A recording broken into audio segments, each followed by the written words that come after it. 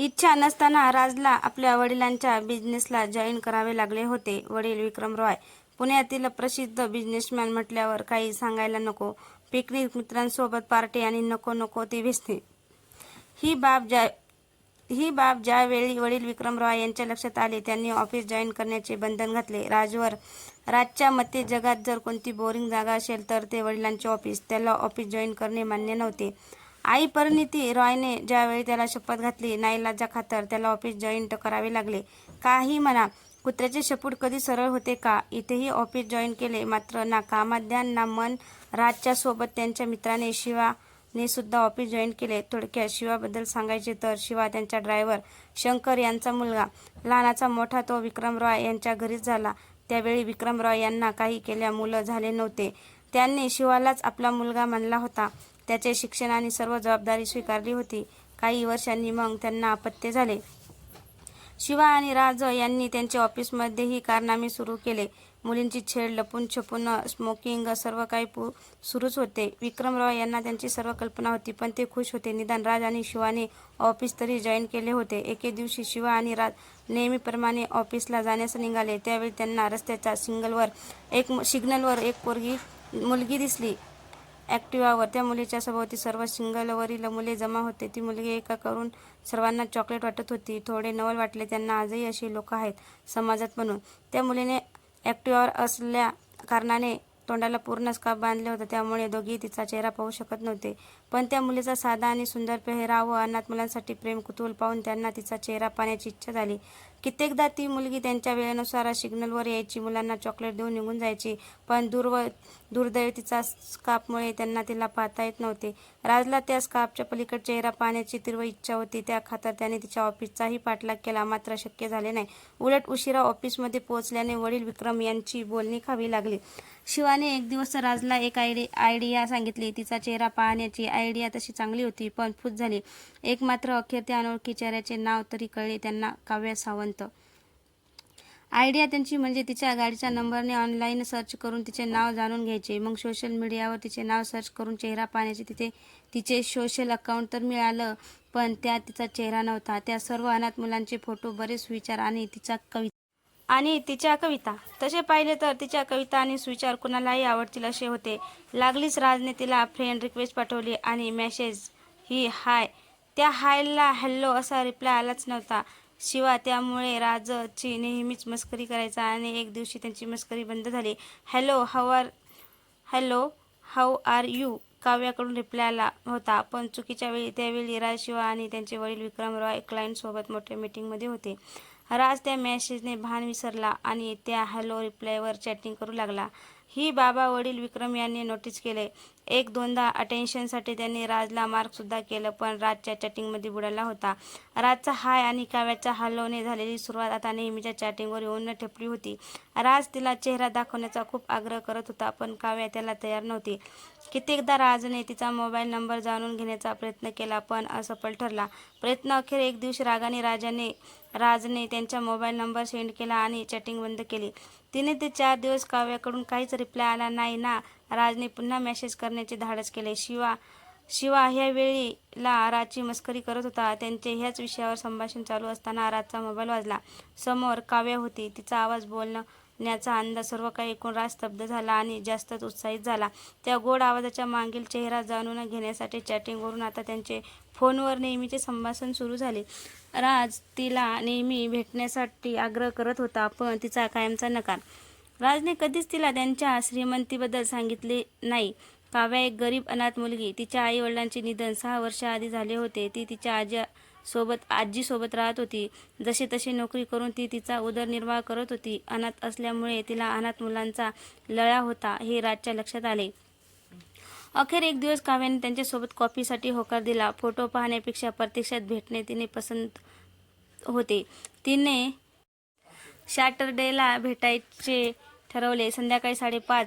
राज प्रचंड खुश झाला. त्याने शिवाला सांगितले, मला काहीतरी तिला गिफ्ट द्यायचे आहे पहिल्या भेटीसाठी. शिवा आणि राज दुसऱ्या दिवशी एका ज्वेलरी शॉपमध्ये गेले. बरेच काही पाहिल्यावर त्यांना सुचत नव्हते काय नेमके गिफ्ट द्यावे. त्यांनी शॉपमधील एक सेल्स गर्लची मदत घेतली. गिफ्टसाठी सेल्स गर्ल म्हणाली, जर तुम्ही एका मुलीला पैंजण गिफ्ट कराल आणि जर तिला तिला पायात घालताना प्रपोज केले तर ती नाही म्हणू शकत नाही. पायाजवळ राहणारा मुलगा कुठल्या मुलीला नाही आवडणार. त्यांना पटले नाही. त्यांनी एक सुंदर अशी पैंजण विकत घेतली. दुसऱ्या दिवशी ठरल्याप्रमाणे राज कॉफी शॉपमध्ये पोहोचला. राज काव्याची वाट पाहत होता. 5:30 झाले तरी काव्या आली नव्हती. अखेर त्यांनी तिला कॉल केला. काव्या, बस निघते आहे. ऐनवेळी काम आले. सॉरी, पण निघते आहे मी. बस 10 मिनिटात. राजने पुन्हा कॉफी ऑर्डर केली आणि वाट पाहू लागला. 6:30 झाले तरी काव्याचा पत्ता नव्हता. पुन्हा राजने नंबर ट्राय केला. Carry this of. 6:30 झाले तरी काव्याचा पत्ता नव्हता. तिचा मोबाईल लागत नव्हता. अखेर राज वाट पाहून घरी जाण्यास निघाला. सुसाट वारा सुटला होता आणि मुसळधार पाऊस. राज त्या दिवशी हिरमुसून घरी परतला. त्यांच्या कारने शिवा मस्करी करेल म्हणून राजने त्याला खोटे सांगितले. भेट झाली पण त्याच्या टाईपची नाही काव्या. राज शिवांच्या नकळत सतत तिचा नंबर डायल करत होता. तो कधीच लागला नाही ना. काव्या पुन्हा त्याला त्या रस्त्यावर दिसली. राजने घेतलेली पैंजण तो नेहमी पाहत असे, स्वप्न रंगवत असे, पण तो चेहरा त्याला सापडत नव्हता. नेहमी मजा मस्ती करणारा राज आजकाल कामात लक्ष घालू लागला होता. त्यात बराच बदल घडला होता. अनेकदा शिवा आणि विक्रम रॉय यांनी जाणून घेण्याचा प्रयत्न केला पण काही साध्य झाले नाही. राज त्यांना उडवाउडवीची उत्तरे देत होता. विक्रम रॉय शेवटी एक बिझनेसमॅन. त्यांनी त्यांच्या बिझनेस डीलसाठी राजचा विवाह पूजा अग्रवाल सोबत करण्याचा बेत आखला. पूजा अग्रवालचे वडील मोहन अग्रवाल यांनी स्वतः याबाबत विक्रम रॉय सोबत बोलणे केले. पूजा अग्रवाल राजला खूप लाईक करायची. एकदा त्यांची भेट एका पार्टीमध्ये झाली होती. पूजा दिसायला सुंदर, एका मोठ्या बिझनेसमॅनची मुलगी. राज आणि त्यांच्या फॅमिलीने त्या लग्नास संमती दिली.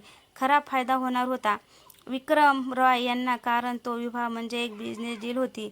एक दिवस निवडला त्यांच्या एंगेजमेंटसाठी. सर्व तयारी झाली. थोडं का होईना राज नाखुश होताच, पण त्याचे कारण कोणाला सापडले नाही. एंगेजमेंटच्या दिवशी राजच्या मोबाईलवर काव्याचा फोन आला. राज शॉक झाला. त्याने हवे नको ते तिला सुनावले. काव्या गप्प ऐकून घेत होती. अखेर काव्याने त्याला एकदा भेटायचे सांगितले. राज तयार झाला. सॅटर्डे 5:30. पुन्हा राजने विचार केला तिला घेतलेले गिफ्ट देऊन त्याच्या लग्नाचे इन्व्हिटेशन कार्ड देण्याचे. कार्ड आणि पैंजण घेऊन राज काव्याला भेटण्यास निघाला. कॉफी शॉपमध्ये काव्या आधीच येऊन बसली होती. तिच्यासोबत तिची मैत्रीण आराध्या पण होती. काव्याला पाहिल्यावर राज भान विसरला. मनमोहक सौंदर्य एक भलतेच तेज तिच्या चेहऱ्यावर. ज्यावेळी त्यांची भेट झाली राज सर्व काही राग विसरून गेला. तिने त्याच्यासोबत केलेल्या गप्पा, तिचे बोलणे, तिचा निरागस चेहरा आणि सौंदर्य राजवर भुरळ पाडून गेला. तरीही राजने तिला एक मित्र म्हणून विनंती केली तिला त्याच्या हाताने पैंजण घालण्याचे. तिने इतक्या महागड्या गिफ्टला नकार दिला तरी राज ऐकायला तयार नव्हता. तो लागलीच पैंजण घेऊन तिच्या पायाजवळ बसला. ज्यावेळी त्याने काव्याच्या चेहऱ्याकडे पाहिले तिचे अश्रू अनावर झालेले. एक हसता खेळता चेहरा अश्रू बरसवत होता. राजही थोडा भावुक झाला.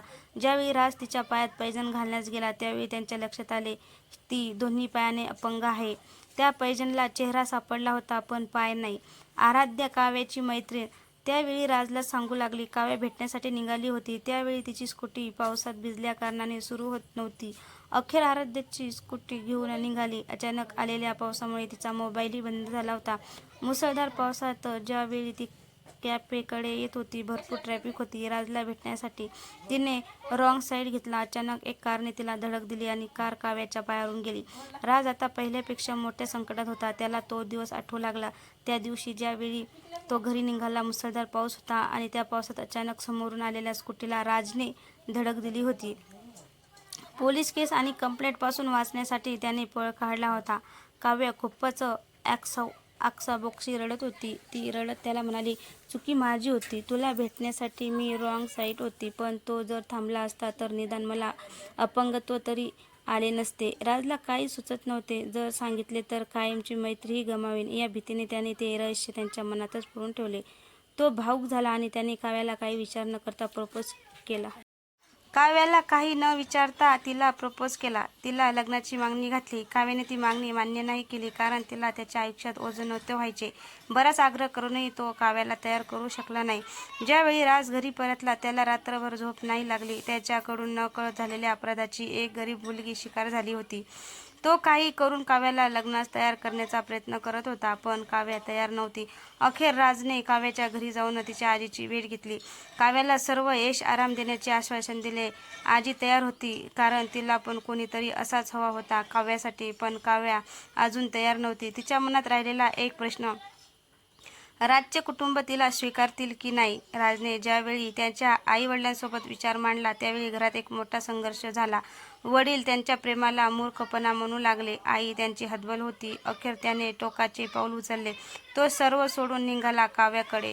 यावेळी त्याचा नेहमीचा मित्र भाऊ शिवा ही हतबल होता. काव्या राजला खूप समजावू लागली, कारण अशा नात्याला राजची फॅमिली कधीच मान्य करणार नाही. अखेर जिद्दी राजने तिला लग्नासाठी तयार केले आणि लग्न केले. ही गोष्ट ज्यावेळी विक्रम रॉय यांना कळली त्यांचा रागाचा पारा चढला. लग्नाआधी राजने पूजा अग्रवालची भेट घेतली. तिला सर्व प्रकार सांगितला. पूजा ही राजवर खूप प्रेम करत होती. तिने राजसाठी त्याच्या निर्णयावर संमती दर्शवली. पण पूजाचे वडील मोहन अग्रवाल यांच्या मनात एक ठिणगी पेटत राहिली. कुणाची दृष्ट लागेल असा दोघांचा संसार चालला होता. खूपच रोमॅन्टिक कपल होते दोघे. जरी काव्य अपंग असली तरी राजने कधीच भासू दिले नाही. तिला नेहमी व्हीलचेअरवर पूर्ण शहर फिरवत असे, जेणेकरून तिला घरी कोंडल्यासारखे वाटू नये. खूप आनंदी आणि सुखी होते दोघे. पूजा अग्रवाल आतल्या आत खूप दुःखी होती. ही बाब ज्यावेळी तिचे वडील मोहन अग्रवाल यांनी हेरली त्यांनी विक्रम रॉय यांची भेट घेतली. विक्रम रॉय यांना आधीच काव्यामुळे एक मोठा बिझनेस डीलला मुकावे लागले होते. दुसरीकडे काव्यामुळे पूजा अत्यंत दुःखी होती. तिने परिस्थितीसोबत आपली समजूत करून घेतली होती. विक्रम रॉय आणि मोहन अग्रवाल दोघांनी एक बेत आखला आणि तो बेत म्हणजे अपंग काव्याचा खात्मा. त्यासाठी त्यांनी बऱ्याच वेळा काव्याला मारण्यासाठी मारेकरी पाठवले. पण म्हणतात ना, देव तारी त्याला कोण मारी. राजने त्यांच्या सामर्थ्याने प्रत्येक तिच्या वरच्या संकटाला स्वतः प्रत्युत्तर दिले. राज समजला होता हल्ल्यामागे कोणाचा हात असू शकतो, पण तो साध्य करू शकत नव्हता. ज्यावेळी सर्व काही करून पाहिले, विक्रम रॉय आणि मोहन अग्रवाल यांनी काट्याने काढायचा बेत आखला. राजची आई परिणिती यांना राज आणि काव्याला घरी आणण्यासाठी पाठवले. परिणिती विक्रम रॉय यांच्या खेळीला समजली नाही. ती आणि शिवा भोळ्या बाबड्यापणाने राज आणि तिच्या सुनेला आणण्यासाठी काव्याच्या घरी पोहोचली. राज जाण्यासाठी तयार नव्हता, पण ज्यावेळी त्याला शिवाने त्याच्या पश्चाताप झालेले वडिलांची दशा सांगितली तो तयार झाला. काव्याची आजी मात्र ते घर सोडण्यास तयार नव्हती. अखेर तिची जबाबदारी शिवावर सोडून राज काव्यासहित त्यांच्या घरी परतला. काव्या घरी आल्यावर तिचे स्वागत जल्लोषात झाले. सर्व काही प्रेम आणि आदर पाहून तीही भारावून गेली. खरे तर हा एक देखावा होता जो नाती समजली ना. राज विक्रम यांनी त्यांना हनीमूनसाठी बाहेरगावी पाठवले. त्यांनी या ट्रिपमध्ये खूप एन्जॉय केला. त्यांचा हनीमून खूपच रोमॅन्टिक होता. हनीमूनहून परतल्यावर राजवर पुन्हा ऑफिसची जबाबदारी सोपविण्यात आली आणि राज ह्याही वेळी ती जबाबदारी चोखपणे सांभाळत होता. सकाळी ऑफिस आणि रात्री वेळेवर घरी. जवळपास 3 महिन्यानंतर राजला एकदा ऑफिसच्या कामानिमित्त 3 दिवसाकरिता मुंबईमध्ये जावे लागले. एक दिवस ज्यावेळी परिणिती घरी नव्हत्या, विक्रम रॉय यांनी त्यांची खेळी केली. काव्या व्हील चेअरवर असताना त्यांनी नोकराला आवाज दिला पाण्यासाठी. खरे तर त्यांनी आधीच नोकराला घराबाहेर पाठवले होते. त्यांच्या आवाजाला ऐकून काव्या व्हील चेअरवरून त्यांना पाण्याचे ग्लास घेऊन येत असताना तिच्या हातून काचेचा ग्लास सुटले.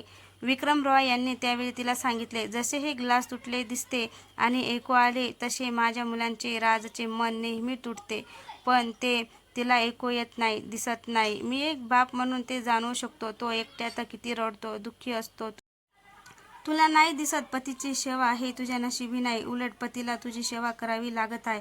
एक मेहरबानी कर, माझ्या मुलाला तुझ्यापासून मुक्त कर. सोड त्याला. त्याने जोशात घेतलेल्या निर्णयाला तो खूप पश्चाताप करत आहे. जर त्यांच्यावर खरे तुझे प्रेम असेल तर त्याला त्याचे आयुष्य पहिल्यासारखे आनंदी जगू दे. विक्रम रॉय यांच्या बोलण्याचा काव्यावर खूप परिणाम झाला. ती पूर्ण रात्रभर विचार करत राहिली. अखेर एक चिठ्ठी लिहून काव्याने स्वतः व्हीलचेअरवरून घराच्या स्विमिंग पूलमध्ये उडी मारली. राजसाठी, त्यांच्या भविष्यासाठी काव्याने स्वतःला संपविले. विक्रम रॉय आणि मोहन अग्रवाल यांच्या कटात काव्या कायमची हरपली. ज्यावेळी राज घरी पोहोचला त्याला मोठा धक्का बसला, कारण काव्याच्या पोस्टमॉर्टमनुसार ती प्रेग्नेंट होती. काव्याची हत्या होती की आत्महत्या काहीच राजला कळत नव्हते. काव्याची चिठ्ठी राजला मिळाली नाही ना पोलिसांना. विक्रम रॉय यांनी राजला सावरण्यासाठी पूजाची आणि राजची पुन्हा लग्नाची बोलणी केली, कारण एक बिझनेसमॅन काही केल्या धंदा सोडत नाही. याच डीलमुळे काव्या संपली होती. राज आणि पूजाच्या लग्नानंतर एक दिवस ती काव्याच्या चिठ्ठी पूजाची हाती लागली. राज, मला माफ कर. तुला अर्धवट आयुष्य सोडून जात आहे. तसेच जसे तू मला कारने उडवून निघून गेला होता त्यावेळी मी पाहिले होते. तुला कधी सांगायचे धाडस नाही केले, कारण तू खूपच जीव लावला होतास माझ्यावर. तू अपंग करण्यापेक्षा मला ठार करून गेला असताना तर तुझी ऋणी असती. माझ्यापेक्षा समाज अपंग आहे. त्याच्या बुद्धिमत्तेच्या बाबतीत तू त्या समाजात मोडत नाही. हरले रे मी, पण पुढील जन्मास तुला नक्की साथ देईल आणि तुझे पैजण माझ्याकडून पूजाला दे. तिच्याजवळ लग्न कर, तिच्यासोबत लग्न कर, सुखी राहा. काव्या. ती चिठ्ठी राजच्या हाती लागू नये म्हणून पूजा त्या चिठ्ठीला गॅसवर जाळते. पैजणकडे पाहत राहते. ती काव्या सोडून गेली होती तिच्यासाठी. तर मित्रांनो, तुम्हाला ही कथा कशी वाटली? कथा आवडल्यास लाईक, कमेंट, शेअर करायला विसरू नका.